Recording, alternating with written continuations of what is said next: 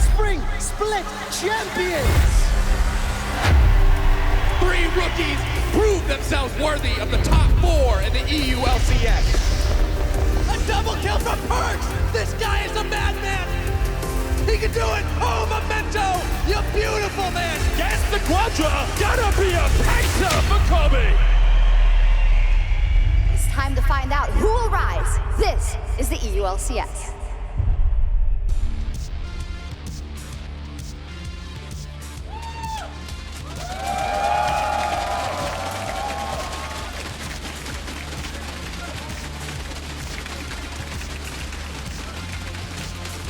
Welcome everyone to Berlin, Germany for the final weekend of the regular season. With Fnatic in sole possession of first place, our eyes are on the other top contenders to challenge them in the fight for first. I'm Sjokz supporter, joined by Dan Foxdrop White and Andrew Vedius Day. Hi Sjokz, hi Dan. I was told to say a British duo, yes. Because if I said English, then it would exclude Mr. from Wales right here. So Mr. from Wales, it's true. I am Welsh. We are separate from England, the less superior country in the Great British Isles. The less superior, yeah. You know what? Let's just. No. He is. We'll just. I'm feeling a bit of a rage coming on. That's why I'm wearing my red shirt. Anger. All right, ready, mate. All right, we'll see how it goes, mate. All right, we'll see how it goes. Open that can of worms or can of tea or whatever. Last week we have our 6 playoff teams, but their seeding is still left to be decided. Right now, Fnatic holds sole possession of first place, but Fnatic, G2, Misfits, Vitality, and Sjokz are all fighting for first place. Now, that last team in the playoff Splice is now in 6th and can only, at best,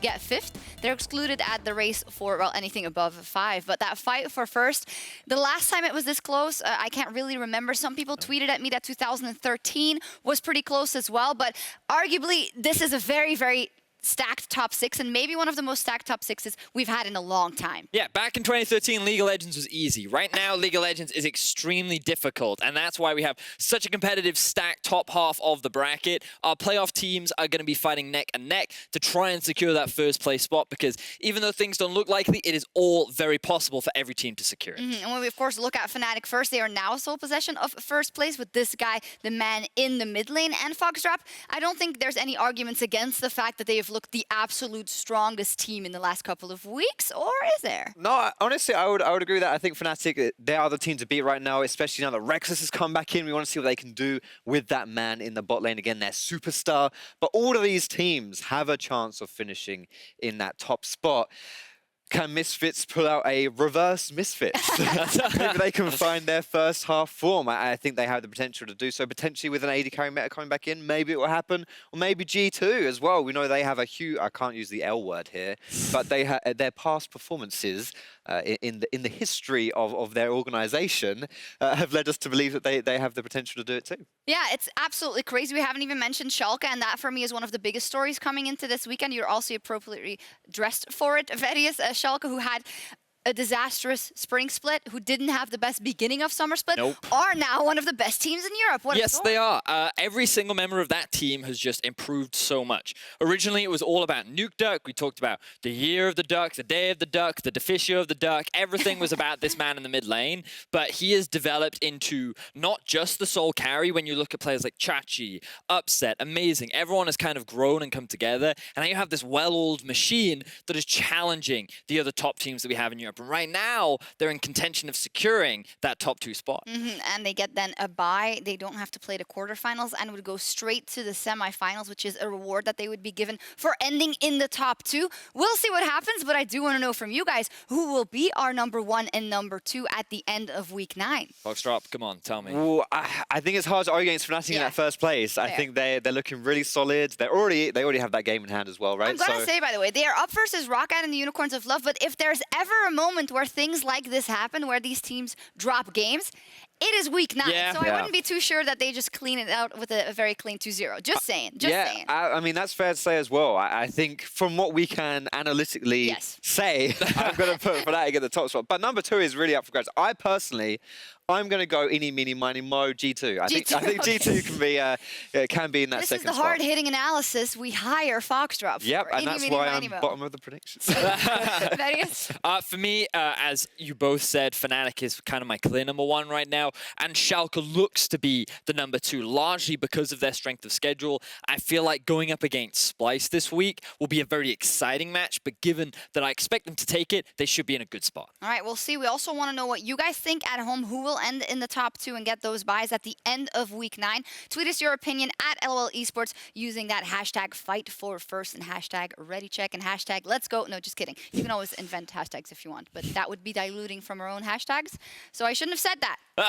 Ignore that. Hashtag fight for first. Let's go. Yes. Well, as we're approaching the start of the summer playoffs, we also wanted to check out some player champion combos that could have a great impact. And if you have a favorite one, you can join in the discussion by spamming the name of the champion in chat. And Vedius is going to show you which champions you can vote for and which players can vote. Yes, Sjokz. So the 3 champions you have to choose from are Trundle, Pyke, and Poppy. These were played by Kikis, Hylissang, and Vizicachi, respectively. Now, we got to start off with Vitality's jungler Kikis. After joining this roster, the team went on a 5-1 tear. He seems to change the entire game plan when you look at how this team operates, and it's working beautifully. So much counter jungling, still a lot of early game impact, a lot of snowballing. This team just seems so much stronger since his arrival, and a lot of it came off the back of his Trundle, which he seems so proficient on. Moving on to Hylissang, if you guys haven't seen it, it's pretty terrifying. He's currently 7-0 on the champion, and when we spoke to Broxah last week, he was like, yeah, I would not ever want to play against this man's Pyke. He looks terrifying on it, finding so many fantastic roams, constantly landing the bone skewers, securing half the kills for himself. This is definitely a scary champion that teams might want to consider banning away. Our final champion and pro player is Vizicachi on the Poppy. If you guys haven't had an opportunity to see it so far this split, this guy has not made but 1, but 2 amazing plays on the Poppy that have changed an entire game in Schalke's favor. This is one of those beautiful moments, knocking 3 members away from an almost stolen Elder Drake to allow Schalke to get them back into the game. This guy is returning to form, and he is looking terrifying on the champion that he debuted to qualify for the LCS. So Twitch chat and YouTube chat and all the chats out there, you get to vote between these 3 champions, you get to vote between these 3 players, so get voting, get interacting. Is it Trundle, is it Pyke, or is it Poppy for Vizicachi, Hylissang, or Kikis? I think like in a competition like this, Pyke will have the upper hand, just because in terms of playmaking, he is always the guy that will make the more flashy plays. But is it also the hardest ones mechanically? Maybe also, yes. I'm not sure. I believe, and I apologize, Pulse-Smith, if I'm misquoting you, that he said that Hylissang was the best Pyke in the world. Yeah. I believe he said Did that. he say that? And Fisher I know also we said that. Yeah. Yeah, well, Fisher is slightly more biased being the EU commentator. But I mean, there's good reason why Pyke has like 64% of the vote right now. It would be my personal vote. It is unfair for Trundle because it's not very... He's a troll, and he's just like hitting people. It's not like he makes all the flashy plays, but It's true. in terms of game influence, It's all up Trundle here. on Kikis does have so much to do for and I didn't mention it, guys, but Kikis is also undefeated on the Trundle, Chachi undefeated on the Poppy. They're all just so exceptional at these champions. It's often why we are seeing them taken away, and I expect Poppy to be banned away today. Whilst we're making the case for Trundle, less people are voting for Oh, no. Okay. Yeah, it does seem that Hylissang and Pyke is what you guys at home think is the best combination. And honestly, going into playoffs, any 3 of these should be bans for the enemy team playing against these teams, especially on the Pyke. And I would also say it for the Trundle, definitely, because we've seen that they lose if he's not on Trundle. So Yes, you it pointed is. at me when you said Trundle. Plus, I was in the general Because there's nothing on the area. background here. Just Am I that ugly? You're just giving us a glimpse behind the curtain. We're trying to play it off as normal. That's harsh. Right, so Hylissang Pyke is the most scary in terms of support. Seems like it. We'll see. Now, looking at the mid lane, we've also asked Vedius to break down some mid lane champions that could make their way to the Rift in the next couple of Yes, thank you, Sjokz. Mid lane champions. They are my forte. I love talking about the mid lane, and we have some pretty fantastic mid laners in Europe. And do you want to know some of the overpowered mid laners? It's Nocturne in the mid lane. You guys have been waiting way too long for this guy, but it is finally here. This is the time. This is the moment. You're all going to learn about Vedius' Nocturne.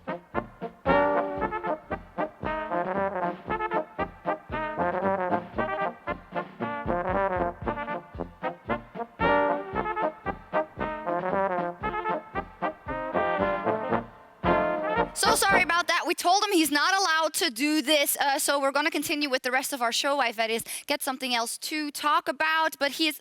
what? Yeah, anyway, back on track. In this breakdown, I'll explain why Nocturne mid is a strong pick, give you some tricks and tips that you can look to use, and look at some of his strengths and weaknesses along with how I build Nocturne so you can build him the same way as well. So, let's start off with why does Nocturne mid lane even work? The first thing is that he has very strong wave clear, largely thanks to his Q, the Duskbringer, combined with his passive. It does a lot of area of effect damage, it gives you bonus AD, and overall, it's great for killing those pesky minions. On top of that, he has a huge amount of kill threat thanks to his ultimate, right? Now, not only does it have a huge amount of burst damage, but when you combine it with the bonus AD that you get from your Q and all the extra stuff that he has in his kit, oh, it's scary, and you'll get to see a look at that a little bit later on. When you combine these two things together, you end up with an impactful roaming champion that can affect all the other lanes around the map. He has a long range thanks to the ult, and he gets that extra bit of mobility on his Q. So, a lot of reasons as to why this can work. Now that you know that, let's look at some of the tips and tricks you need to be aware of about the mid lane Nocturne champion. First off, when you're looking to trade with your opposition, utilize your passive. You get more healing for every single target that you hit. So if you're standing in the middle of minions and you're trying to fight someone, you can get so much more healing back when you're going for those early trades. On top of that, his ultimate can ignore crowd control. Here's a great example from Yasuo's Q, where you can just ignore that CC because you're unstoppable, meaning you can make a lot of cool outplays and get into the thick of fights. On top of that, make sure that you're always standing on your Q when you go for fights. It gives you a lot of bonus AD. It's where a lot of your early damage comes from, so you're definitely going to want to stand on top of that. Moving into some fun facts, did you know that Nocturne passively gets attack speed on his W? Unlike Olaf, who when he ults loses the passive bonus stats he gets, Nocturne gets to keep it. So spam that W as often as you like. On top of that, his fear is a thread, which means that it will stay on even if Vladimir pulls, Elise repels, or if champions even use Zhonya's, which means they will still be CC'd once they come out of it. Very useful tip to know. On top of that, the final fun fact is that AP on-hit Nocturne is possible. But that guide is available for another day. So now you've seen some tips and tricks. Now we've seen some cool stuff. Let's look at what Nocturne is bad at. This guy is not a tank. He is not designed to engage. He is not designed to start fights. Any of your teammates that said so, they're just wrong. Look, yes, he does a lot of damage. He's great at getting kills, but when he's in the middle of 4 members and the team hasn't started the fight, he's just pointing a spotlight on himself and saying, oh, please come kill me, try and get me, and that's not what you want. You're an assassin. You want to dive into the backline and stay alive. So definitely don't want to be doing that. Rely on other people to actually start those fights for you. What is he good at? Killing stuff. He has giant swords for arms. What better way to do that than looking for fights in the mid lane? This is a great example. This is actually from my solo queue game, where you can see the moment I hit level 6, go for the all-in. Straight for the one-shot onto those pesky mages. You have so much burst potential, and you utilize this throughout the rest of the game. Someone trying to base in a brush? Nope, not today. Darkness, into the Q, into the passive. So much damage. You see an 80 carry sitting off on a side lane? Not anymore, you don't. You throw everything at them, and they're going to drop like flies. Finding these picks, finding these isolated kills is the best way to utilize Nocturne in the mid lane. So I can see you guys are already excited. You want to know more, so let's talk about how you build him, starting off with the runes. You'll notice there's a lot of burst. We're going to be running the Electrocute rune. Now, we don't need Lethal Tempo, we don't need attack speed, we just want raw burst. And the other key rune that you're going to need is this Ultimate Hunter down here as well. Reduce that ulti cooldown, because that's where a lot of your damage will end up coming from. Same for the Presence of Mind. You get all those kills, very good at reducing that cooldown, making it available pretty much all the time. In terms of skill order, because you're going to be looking for more damage and burst, you actually want to max the E second rather than the W. Get that extra fear duration, get that extra damage out. Very, very valuable. And obviously, take points in your ult whenever it is up. Finally, the itemization. You're going to be looking to start with Corrupting Potion because he has a lot of mana issues. On top of that, combine it with the Tiamat in the early game will give you a lot of wave clear to help with moving around the map, looking for roams, and looking for those solo kills. Also add all that lethality in there. As you can see, the Duskblade and the Ghostblade adds mobility, combines with the burst. Absolutely valuable to have. The GA means, well, I mean, you die a lot, so you're going to need it to come come back to life so you die less. Definitely want to get your hands on that. And then round things out with the Last Whisper to get those pesky tanks out of the way. Now, pros, they can't quite comprehend the ultimate strength that Nocturne mid may bring, but in time, maybe they can be swayed after watching this guide. But you guys at home shouldn't be convinced by the pros. You should be convinced by me. So jump onto the Rift and give this mid lane champion a go. I hope you've enjoyed, and I hope you've been hyped after this, but we've got to move on with the rest of the show. So in order to do that, we're going to look at our match of the week that's happening later today. Misfits versus Vitality. Let's check it out. Rise will bring in the minion wave. Vitality will find themselves another upset win today, and Fnatic will be shut down. Another notch on the board for Vitality. They take down Fnatic. Vitality have been struggling this split. The first half, odds and ends, they looked all out of sorts, and now they needed someone to shake things up and revolutionize this team, and that's where Kikis comes in. I bring a new perspective from the jungle. I just think every possible scenario, so I'm always ready. And I think I'm just really smart coming to the playoffs. I think that's gonna be a huge one. Go straight on to Ruin. One more is okay. Shut down for Kikis, and that's why you bring him into your team. 4-0 in their first 4 games since he came back. He has ignited a spark underneath these Vitality members that makes me excited to watch them play. Misfits were undefeated in the first half of the split, 9-0. An incredible feat, but then they started to spiral. They just weren't able to pick up a win from anywhere, even losing to the likes of Giants. Giants destroy Misfits in their base! Is this the Misfits that can prove they belong amongst the greats of Europe? This split, Maxlaw, he's looked like the best jungler in Europe. Consistently gets his lane ahead, plays around his weaker lanes. Everything Misfits do, they do through their jungler. Is a massive stopwatch, and what a turnaround! Triple kill from Maxlaw! Maxler and Broxa are like the junglers I respect the most. I beat Broxa already, so I'm just curious if it's gonna be the same versus Maxler. But this is 8-15. This is the AD carry patch, and that's where Hans Sommer thrives. Hansama flashing forward, double kill, clean in house! To me, the standout players for Vitality this split have actually been Attila and Jacktroll. Attila playing mages, can also play AD carries. Jacktroll's roaming around the map, setting his team up for success. When they're given a lead in the laning phase, entirely change the landscape of a game. I actually think that they're in the running for the best bot lane in Europe. I think we have all the chances in the world to actually make it to finals in Madrid, and I think if our team goes to Madrid, we're gonna win it. I see an echo of the old Misfits in Vitality. 5 rookies who exploded onto the stage and took the EU LCS by storm. This is Misfits' last chance to make it to Worlds. They didn't make playoffs in spring, and they have to get to Madrid. Vitality need to prove to everyone they're not just a one-split wonder. You take down Misfits, you cement your spot at the top of EU. This is a battle to prove you belong amongst the best in Europe. There we go, a battle to prove that you indeed belong amongst the best in Europe. A direct battle also for the fight for first. And interesting that Medic brought it up, that bottom lane matchup.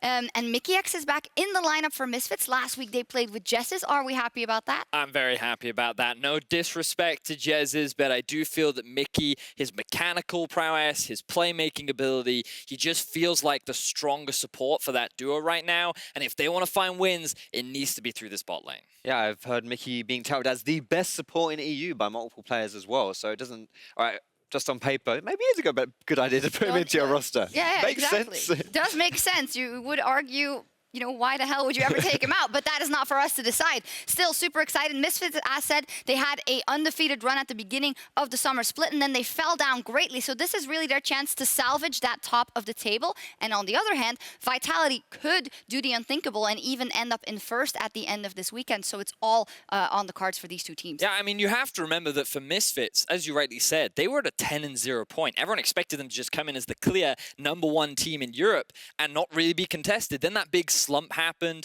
They're like 2-5 or 2-6, something ridiculous in the second half of the split. And you look at Vitality across the other side, they're 5-1 since Kikis joined. These guys are on the upswing while Misfits are on the downswing. And on paper, you kind of expect Vitality to be the favorites, but with the return of Mickey, it'll be exciting to see how they've developed and how this bot lane matchup will play out. It's going to be hyped. That is our final game of the day. Now, Vedius, don't think I forgot about you not respecting my authority and doing the Nocturne guide, whatever. We'll talk about that later. We are going to take a look at the schedule as said Misfits versus Vitality will be our last game of the day. And for the rest, as said, everything is impossible. Everything is possible in the race for the seeding going into playoffs. Splyce versus Sjokz is a direct battle for that.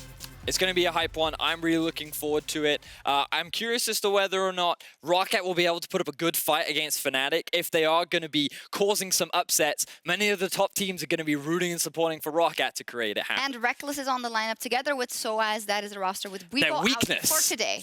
Is that their weakness? I don't know. We just haven't seen him play for a couple of weeks. So I'm like, if you're going to attack anything, maybe attack him. Yeah, exactly. That's always the unknown factor. I'm looking more towards the Giants G2 because we did have, not too long ago, we were talking about the miracle run for Giants, where they're actually going to be able to make the playoffs. They're looking really decent. Obviously, some things didn't work out, and that was one of them. But still, as a team, maybe they can pull out performance where they can beat a struggling G2. Also, the last time they met, Giants took the win. So did. both teams looking to kind of, well, G2 looking to change things, Giants looking to create the upset. It's rough because for G2 and all the top teams, you can't afford to lose any games, but you definitely can't drop them against those teams you should in-rule beat. And then you have some very hotly contested matchups directly for the standings. We'll see what happens. The teams are fighting to become the EU LCS champions, and the on-air talent team is battling it out in the race for superior analyst. There are a couple of side battles here, I would say. Vedius and Deficio are fighting for superior analyst. I think that's pretty clear. Then there's a top 3 fight where Ender's in the running, Law is in the running. She's doing very well. There as well. Yes. I am fighting with the fan votes. I am trying to get on top of that. And then Foxdrop is just fighting not to be himself. He is his own greatest enemy. down in the dumpster. What's You've been such a big believer in unicorns all split long. I remember, I think it was last week, the one time I didn't vote for them, they actually won. What is up with that? See, it's not my fault, it's the teams, obviously. I predict the right teams, just the wrong teams are winning. Today we seem to be pretty aligned, except for the Misfits Vitality, and Deficio also voted for Misfits. Yes. So I spoke to him earlier, and he was like, so my strategy is for the rest of the split, predict what you're going to predict and do the same as you. And I'm like, you coward. That is he cheating. refuses Did to he let me... actually say that? Yeah, he's playing tactics right now. He doesn't want to fall behind me. So people online, get to him, message him, say that he is a coward and will not take risks. We'll see how he handles the pressure. But today, with the return of Mickey, I'm looking at Misfits, and I think they're going to take the win. Well, Twitter also keep voting. I'm versus you guys, and I want to make up some points, although we're all the same today. But for tomorrow, I have some spicy gambles in there. So, but first today, and in our very first game, we're going to have H2K versus the Unicorns of Love, with a lot of faith from us in the Unicorns of Love. Both teams are looking to close out the season with a couple of wins. Now, we wanted to review the year for these organizations. They have both been mainstays in the EU LCS, but we can't beat around the bush. It's been disappointing for them in summer. H2K, though, had a really good spring. They came into the year when nobody expected anything from them, and they still made it to playoffs. Unfortunately, in summer, it all wasn't enough. But in terms of highlighting players, we have to talk about Sheriff. In his rookie year, he made a lot of people cognizant of his existence. Well, it was very philosophical. He crushed it on the riff. Yeah, he really did. Like, you only have to look back to some of his spring split performances where he was able to make a lot of highlight plays. He was a big reason as to why they were able to qualify for playoffs in spring. And while this split he hasn't had the greatest showing, a lot of it has been the changes in the meta, which Foxdrop, we were talking about it earlier, where he just wasn't quite able to adapt. Absolutely, and it's any time that a bot lane player can still shine, like the way we're highlighting him here, when you have all these majors coming through, and who even bloody knows what's being played in the bot lane nowadays, really. Sheriff really has stood out, and let's not forget, he is a rookie this year. Spring Split was his first split, so a lot of good future things coming from Sheriff, hopefully, and yeah, this has been a successful year for him. I do also want to bring up Kadril. He's been a bit of a controversial figure, especially in spring. He wasn't carrying his weight, and he got subbed out for H2K, but in the last couple of weeks, he, for me, has been one of the best players on the roster. Yeah, I think that H2K needed to make a change, and he was it. The irony was that he did come in place of the man who ended up replacing him, but his jungle awareness seems to be so much higher than it was in the past, and the growth that he's made while he hasn't been playing in the LCS has been noticeable. He's been a big part of why they were able to find their first win so far this split. His early game impact has been noticeable, and I just hope that he as a player will continue to grow over the next year, and we'll get to see another opportunity in the future. And we hope for all the players that they pick up some wins in the final week. For the Unicorns of Love, sadly, it is the same story. They failed to make playoffs for the second time in their history, and that, if you look at everything together, is a tragedy rather for the organization. They did have a reset coming into the season. They lost Vizcachi, they lost Sjokz, they lost Hillesang, and they had this new lineup with Cold, with Totoro, with White Knight, and it's forever that team that people behind the scenes said they were doing good in scrims. They look relatively scary. They sometimes have really impressive wins, but it wasn't enough for them. Yeah, I thought I had some insider knowledge in my predictions. Apparently not.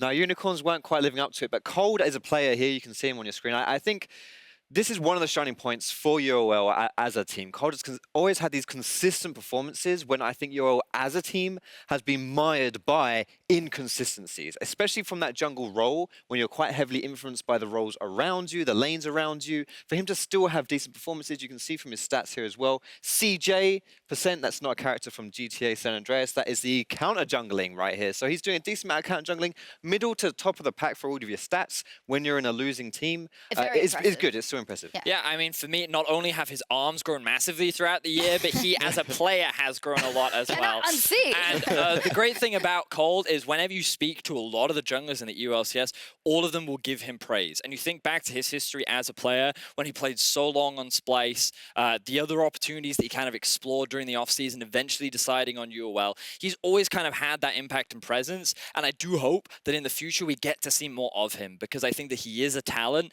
that shouldn't be wasted. And I think that he has so much more opportunity space in the future. Always difficult to talk about the teams that are out of the race, but a lot of positive points on both these lineups. And one thing we also wanted to mention is the Love Hertz crew, the fans of the Unicorns of Love. We want to thank them for being here every single week and bringing all the atmosphere to the studio. That was never going to work perfectly. And honestly, all teams bring fans and bring a lot of fans, but the Unicorns of Love and the Love Hertz crew are more special than most of them. They're always very dressed up. They always bring the atmosphere, especially during this year where their team was not winning at all. They are something to look up to. Yeah, it's always great to see passionate fans. And throughout this year, we've had some pretty fantastic audiences. We've had people come from all over Europe.